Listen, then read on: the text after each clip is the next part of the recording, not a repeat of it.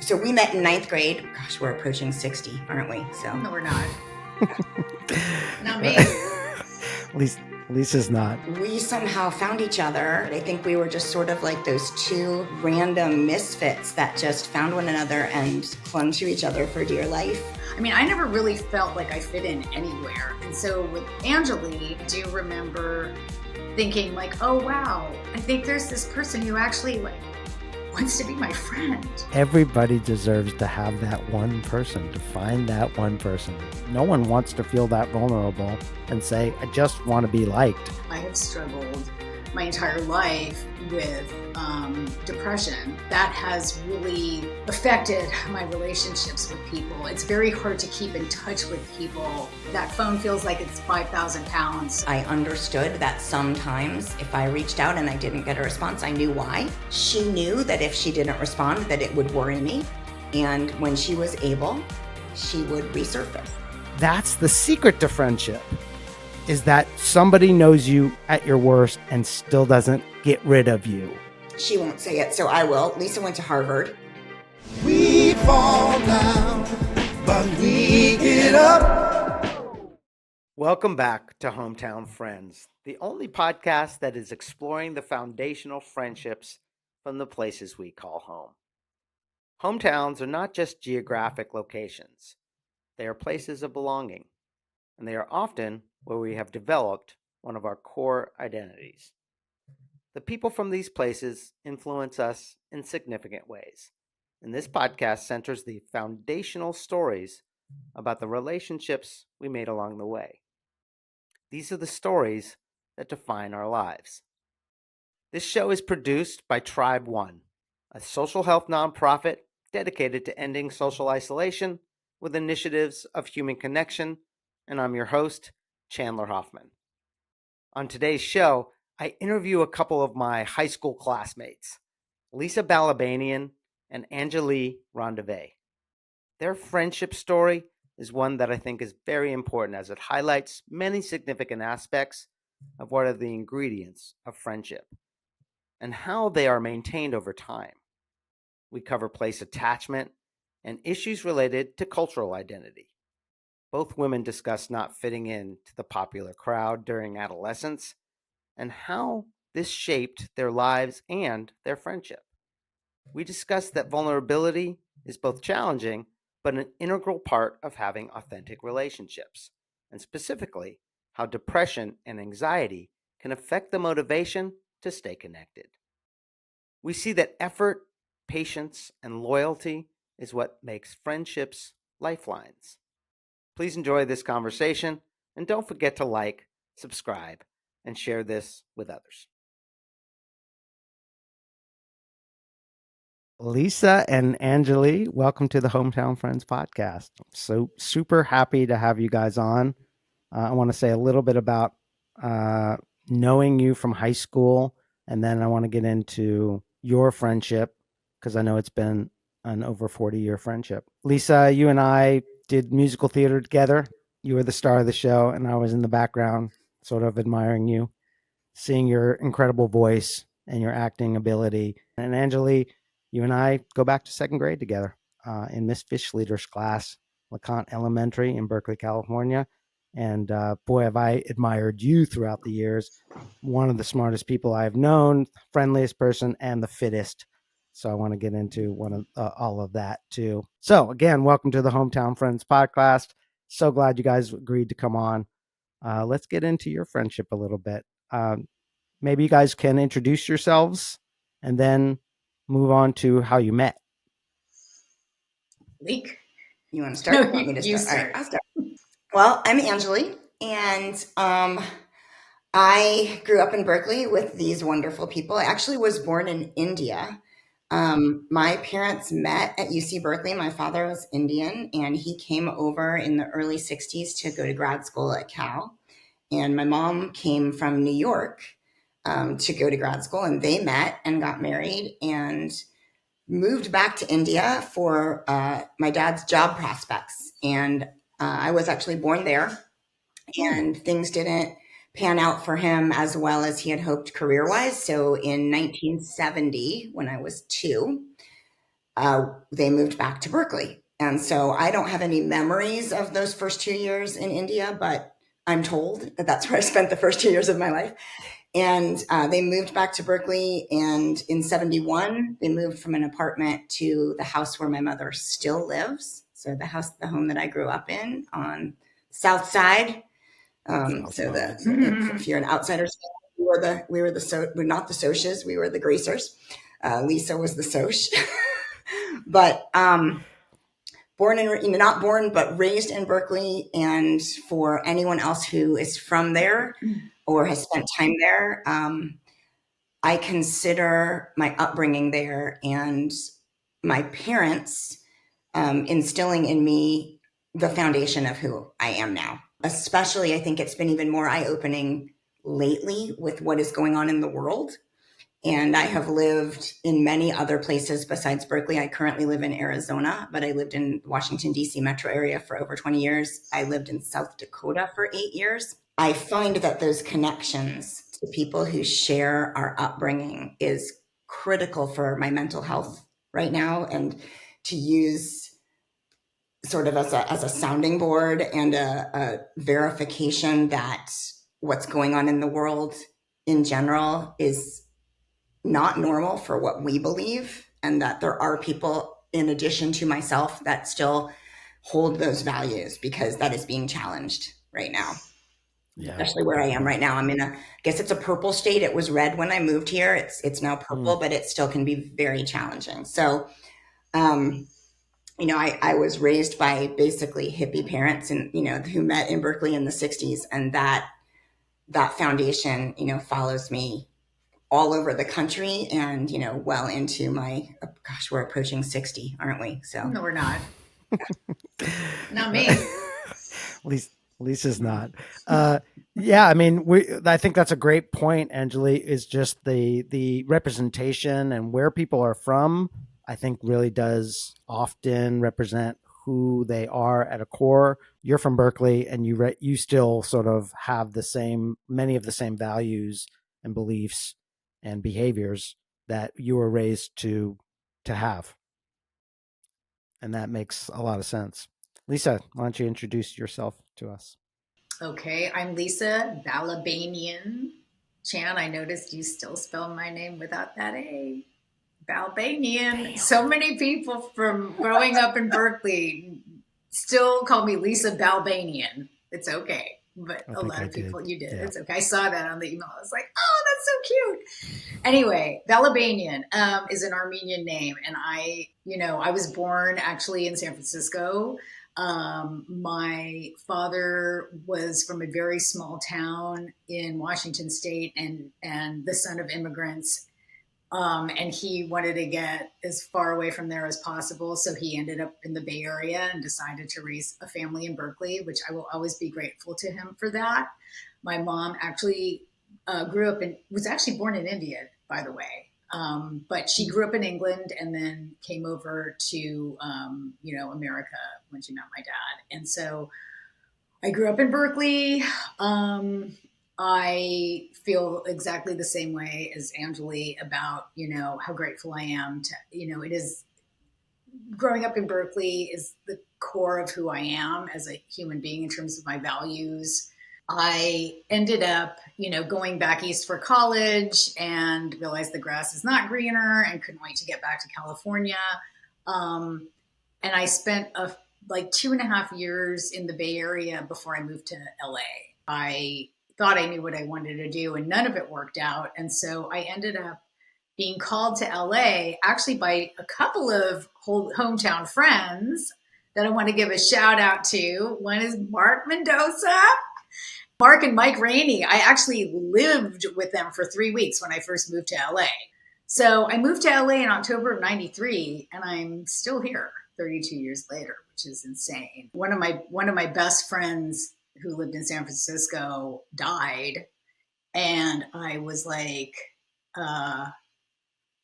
life is so short, and I really think I want to go back to acting class. And so I went to acting class, and then that sort of started me on my journey to trying to be an actor. I tried to do that for many years. I feel like LA is a city of sort of searching, sometimes lost souls. And I was definitely that. And to some extent, still am. I mean, LA is really where I met my inner circle of friends, other than, Leek. I found, because that was another question that you asked about, where did you meet your closest friends? And honestly, I met them all pretty much here. For me, being literally geographically close to people is has sort of dictated in a way my close friendships. And part of that has to do with the fact that I have struggled my entire life with depression and anxiety, but that has really affected my relationships with people. It's very hard to keep in touch with people when you're not sort of on a day to day or week to week with them. And, just to pick up the phone and be like, hi, I just wanted to say hi and tell you how depressed I've been. And, like what people, that phone feels like it's 5,000 pounds. So Wow. that has really affected, that is really, I would say, one of the main reasons why I just have let so many relationships from Berkeley go. And it makes me really sad. But, Angeli has always understood, she's always like, even when I won't, return her text, or I won't, I don't keep in touch with her. She's the one who always checks in on me. And, she's the reason why our friendship is still so amazing. I give her most of the Wow. credit because, she's stood by me through my struggles, Beautiful. and It does take effort. It takes someone to make effort. If it's not both people, it takes one person. So you're shouting her out, which is beautiful. Angeli, maybe you want to talk about how you guys actually met and what it has been like 40 years of Yeah. friendship with this person. So we met in ninth grade when everybody went to West Campus. And we were talking about this actually, trying to remember like what drew us together and where did that bond start? And I think, and Lisa can, speak for herself, but I know I didn't really know that many people. For the 3 years before that, I was in a private school with literally like 14 kids in my class. That was it. And I did not feel like I was part of anything. I wasn't part of any group, any clique. I was sort of a misfit, an outcast, a nerd. By professionally, I am now a forensic scientist and attorney. And back then I was just a nerd. I didn't go to parties. I didn't smoke. I didn't drink. I studied and I danced. And I didn't do sports. And so we somehow found each other. And again, Lisa can speak for herself, but I think we were just sort of like those two random misfits that just found one another and clung to each other for dear life and created this foundation that just grew as the years went by. Everybody deserves to have that one person, to find that one person. And it's beautiful to hear that you found each other. And I can hear the emotion in both of your voices about, how incredibly important this friendship is. Lisa, you want to say what it felt like to meet Angelique back then? It's interesting. Like, you, as a child, you're not really conscious of these things, but like looking back, I can see that like Angeli and I mean, we're both these ethnic, if you will, sort of, good students, sort of not really feeling like we fit in to these cliques of people. I was certainly not part of the popular crowd, beautiful people crowd. I wasn't even really, I never really felt like I fit in anywhere. And so with Angeli and then our other friend, who I'd met actually before Angeli, I'd met our friend Chrissy Colstead. who sadly lost her life in 1999. I can't believe it's been so long, but Mm. she was sort of I had been dumped basically by my best friend growing up, and that happened in eighth grade, and it was extremely traumatic for me because it happened over the course of the school year, where it was like this person basically, decided I wasn't cool enough, I wasn't this enough, I wasn't that enough, and sort of just, dumped me. And I was, very fragile. And then I went to, I met Chrissy, and then I went to West Campus and met Angeli and some other people. And then that's when I also started doing performing arts. I got involved in Bay Area youth theater. So I met a bunch of people through that. I think one of the things that always connected us was just our sense of humor. Like it just that, and that's something that connects me with all of my closest friends. We just, our senses of humor align, you know, we make Mm. each other laugh. We Yeah. find so much joy in laughing, and I feel like, again, I don't remember details, but I do remember thinking like, oh wow, i I think there's this person who actually like wants to be my friend, and after Isn't having that been beautiful? Yeah. devastated really, and Yeah. Yeah. by the person I thought would be my lifelong friend, it was sort of like, okay, you'll accept me, you like me, and that was Totally. it. Totally.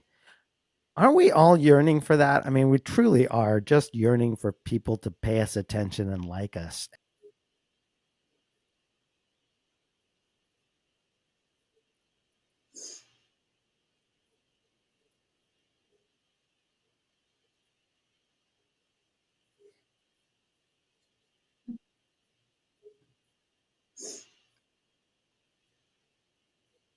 Now I'm curious of how that all happened. Like, how do you stay friends through the different iterations of your life? Were you friends throughout sort of Berkeley High, and then how did you keep in touch? You're giving a lot of credit for Angelique for making efforts, but I think it likely there's a reason for that. So I'm curious about it. Well, and it did. I mean, it did to a point come and go. But I mean, so back then, for if there's any kids watching, we didn't have cell phones, there was no internet. So, I mean, to stay in touch with people, you had to plan and like make phone calls or write letters or like buy plane tickets. And so she won't say it, so I will. Lisa went to Harvard. I remember we came home the Christmas of freshman year, and the one thing, I mean, we obviously came home to see our families because it was the first time we'd been away from our parents and our siblings and Berkeley. But we made it a point, however short time we were back in Berkeley, to get together. It was Lisa and I and Chrissy Kolstad and then a fourth friend, Tammy Springsteen. And the four of us met at Cafe Roma on Bancroft and, spent an evening just catching up on, we had been off on our own for 3 months and starting to make new friends and new relationships, and coming back there and plugging back into that connection was home. Yeah. That's the best way I can describe it. It was like, Yeah. it's like you were doing all this exploratory stuff and trying to find your way in the world and figuring out what you were going to do with your life. And then you could just come back and kind of, like Whitney Houston, exhale, like you were with your people. There was no pretense. There was no, we caught up and we talked about our lives, but it was just, we could just sit there and say nothing. And it was just that feeling of like, these are my people. There's a complete acceptance when you're really good friends with people. I think especially who you've grown up with, and to you guys' point, and maybe Lisa specifically, the reason why children make friends with each other or young people is because essentially they see each other every day in school. Mm-hmm.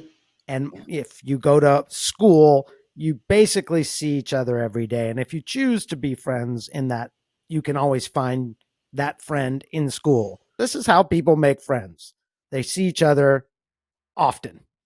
And I think that's one of the distinguishing features of the friendships we make early on, is that it's proximity to each other, right? We see each other all the time, and then we form these relationships and we laugh with each other and we hang out with each other. And hopefully you get a relationship like yours, which doesn't have a lot of judgment, which is accepting, which is loving, which is we belong with each other.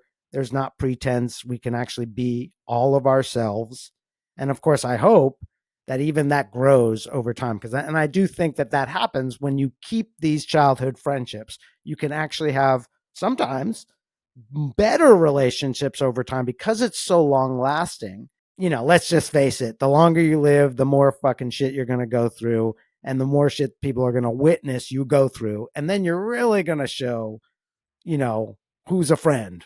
And I'm curious if you guys can speak to going through stuff and having friends, but specifically each other through those iterations of yourselves, maybe some stories that you have. You know, I have a 19-year-old. I never had children, but I have a 19-year-old stepdaughter, and I've been in her life since she was 4. And she has met a handful of my longtime friends, Lisa being one of them. We stayed with Lisa several years ago. My husband and I and my stepdaughter stayed with Lisa so that my husband and I could go to a concert, and Lisa stayed with my stepdaughter. And my stepdaughter just absolutely fell in love with her. And, you know, to this day, you know, still asks about her. And she asked me one time, how are you still friends with these people that you met, you know, in high school? Like, this was when she was like maybe 14 or 15. She's like, I can't keep friends for a couple years. And I said to her, it takes effort. It takes work. It doesn't just happen. I mean, yes, I've known her for this long, but the fact that we are still, you know, hey, can I come bring like people you don't know and stay at your house and leave my child with you while, you know, my husband and I go see Eminem and Rihanna? Because these are people who will do anything for you because of that effort. And I said that to her because we used to have her over the summers. She lived with her mother during the school year, and she would come to us over the summers. And every year she had friends in South Dakota where we were living, and she'd go back to San Francisco for the year. And then she'd come back to us for the summer and just expect these girls to accept her back in to their group. And I would ask her, did you text them at all over the school year? Did you call them at all? Did you send them emails? Well, no. Well, they've all been together all year. To your point, you know, you covet what you see every day. That's a quote from my all-time favorite movie, Silence of the Lambs. But they've been together all year. They didn't miss you. Yes, they like you, but in order for them to want to spend time with you, you have to put some effort in. And that took a couple years for her to, I think, really realize that that was true. And part of it was witnessing me putting effort into maintaining my close girlfriend relationships. We have had time periods where we have not been in as close touch. And as Lisa said, I mean, part of it has been she wasn't able to be responsive and, being very open with one another and knowing what our struggles were. I mean, I've been in, I was married. I'm in my second marriage. I was married a previous time for a long time, and she's been with me through that entire relationship. I understood that sometimes if I reached out and I didn't get a response, I knew why. She knew that if she didn't respond, that it would worry me. And when she was able, she would resurface. And then we would make an effort to, hey, we haven't spoken in 6 months. Let's not let it go that long again. And then we would go through, longer periods where we were checking in much more frequently and trying to make an effort to see one another, at least, once a year. And now that she's always been in LA, but now that I'm in Phoenix, we're a lot closer. So we're able to see each other more often. And I also admire that you make such an effort to keep in touch with people and to keep connections with people. And I, again, give you the credit for keeping our relationship, because we did, there were long periods of time where we weren't really in touch. Like after, you got, I think, your first marriage, I really hardly saw you or talked to you during that time. Our lives were really different. And I mean, that also speaks to something that you know, I think about all the time, which is that, a lot of people who do the traditional get married, have kids, raise kids, you were being this incredibly productive person who was, you know, yes, you didn't have your own children, but you did have the responsibility of a stepdaughter, and it didn't matter because you still made the effort. You still made the effort to keep connected to me. Thanks for being so vulnerable, both of you. The effort that you're talking about is vulnerability. It's actually putting yourself out there to say, I love you. I care about you. I want to be your friend. I want you to remember me. I want to share my life with you. It's not actually that easy to do that. So, to your point of giving advice to your young person, people, the effort is not just the action. It's not just have you texted them. It's actually putting yourself in a place where you could feel or get rejected. Someone could ghost you.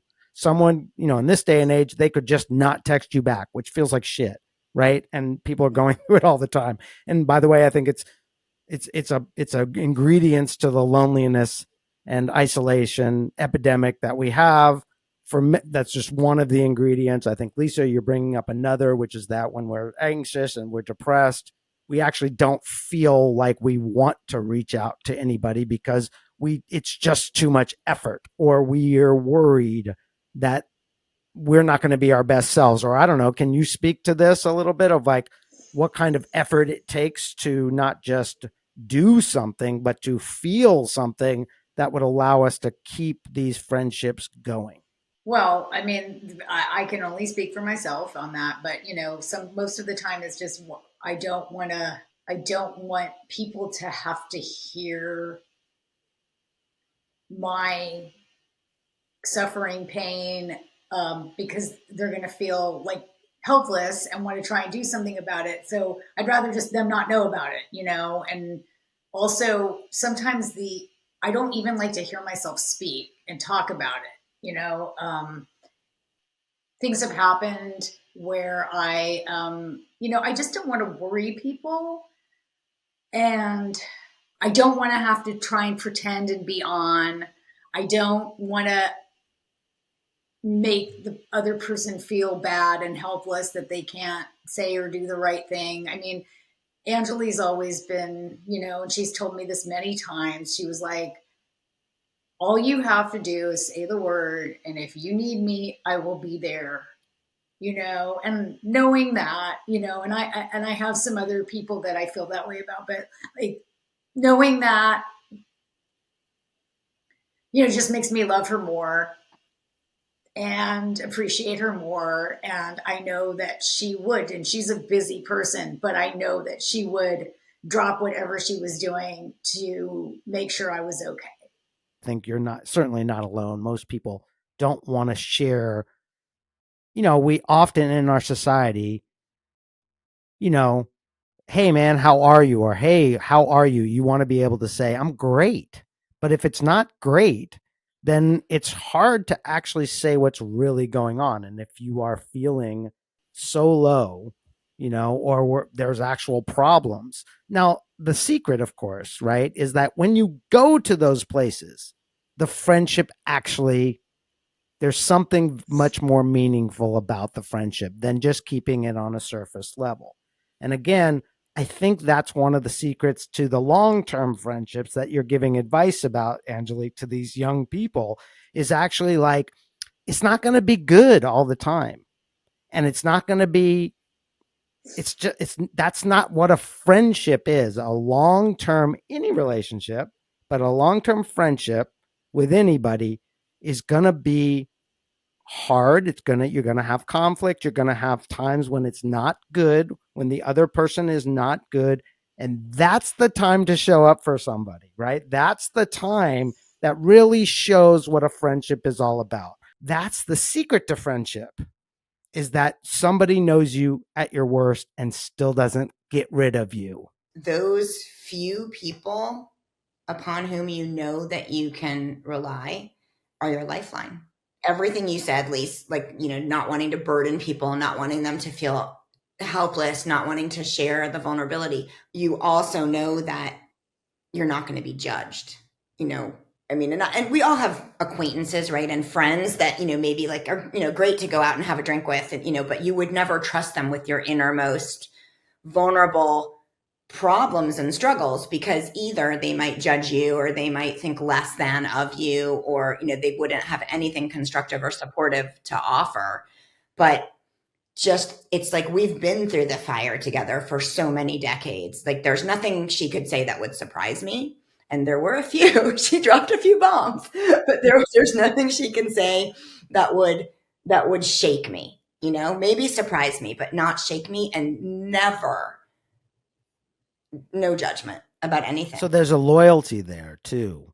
That loyalty is very important in friendship and with all relationships. Now, loyalty can go both ways. If it's the toxic situation, if someone is not good for you, loyalty might actually be antithetical to the friendship. You don't actually want to stick around somebody who is toxic, bringing you down, constantly criticizing, whatever the toxicity is, not good for you. We all can have those people in our lives. To be able to have one person to be able to say that to is a lifeline, is a critical piece between people killing themselves and people not killing themselves. What advice would you give around these issues to either young people or to other people who are struggling about friendship? Because I do think we are facing people who don't have a lot of friends and don't have people to actually be vulnerable with.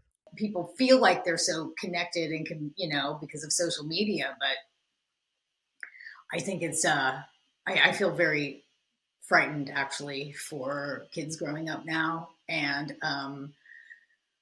it's just different. It's just a different world. So I don't, I mean, I've heard of actually now 2 cases of young people actually ending their lives because they were on Chat GPT or on an AI and got advice from that to, when they were dealing with their mental crises.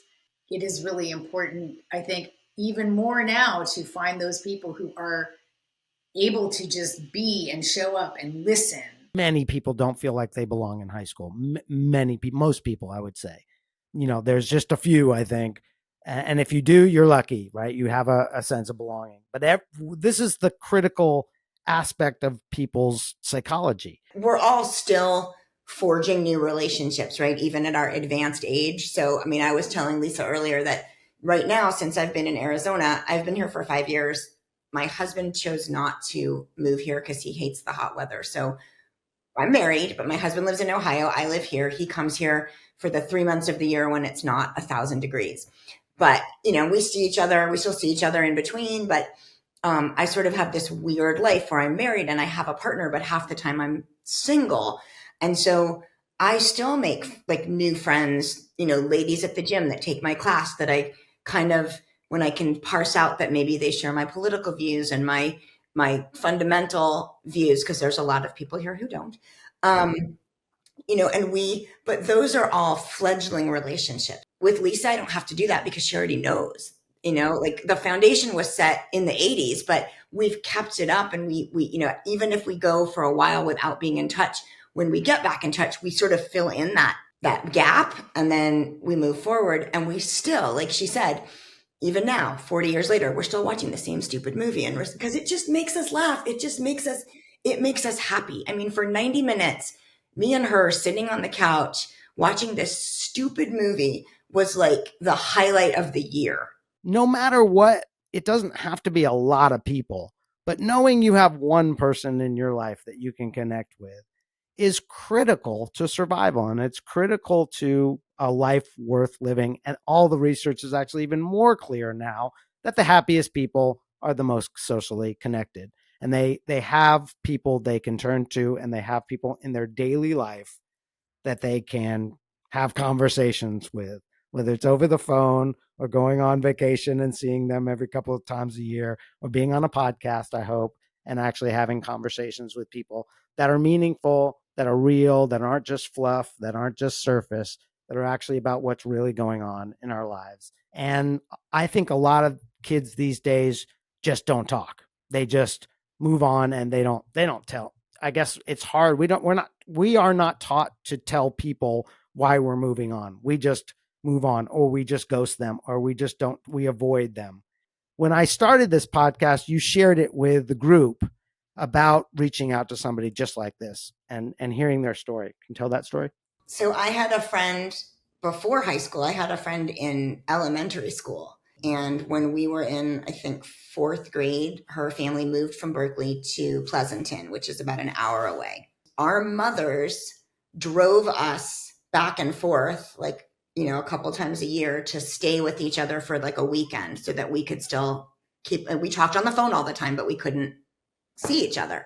And so we got to, maintain this friendship. And then we didn't go to high school together. And I went back east to go to college, and I just lost touch with her. And when social media came out, I looked for her a lot. Like I tried to find her on all these different platforms, never found her, could never find anyone who, a couple people remembered her. And like she was in some of our like school, the school photographs. And I would always ask, does anybody know where she is? Anybody heard of, where she ended up? I knew she had gone to college in Arizona, but then I didn't know if she ever came back or what. And one of our classmates said, oh, I know her. She's in Oregon or something, or she got married and this is now her last name. I reached out to her on Instagram and I said, don't know if you remember me. We were friends in like first grade. And it took her about a week and she wrote me back and she was like, of course I remember you. And so we had a Zoom call that lasted about 2 hours and we just caught up on 50 years of our lives and are now I haven't seen her and, we don't speak frequently, but we're now connected through social media and we comment on each other's things. And now, I'm sort of caught up on the 50 years of all of her siblings and what happened to them and, both of our mothers and, she stayed with my family, I stayed with hers. And so it was just a really amazing experience that even if they didn't know how much of an imprint they had on our lives, but also, when I reached out to her, there was that fear of maybe she won't remember me, or maybe she'll remember me, but want nothing to do with me and, won't answer me. And so when we got to have that Zoom and see one another and talk to each other, it was the most amazing feeling of, just like all those memories came back and stuff that we remember that time we went and we got this flavor of ice cream and your brother said, and just, we both remembered stuff from like 50 years ago. We take it for granted when we're little kids. But the truth is once we go older, we realize that shit ain't free. Like people don't just pay you attention anymore, beauty fades, everything, you don't get a chance to see everybody every day. It's not a given. It's actually very important to have people in your life. And when those people are still around and they say, I love you, I care about you, that's something to really be thankful for and in gratitude for. And I also believe that there's this idea that we can reach back, look at our lives and say, these people didn't have to do those things for us, but they did.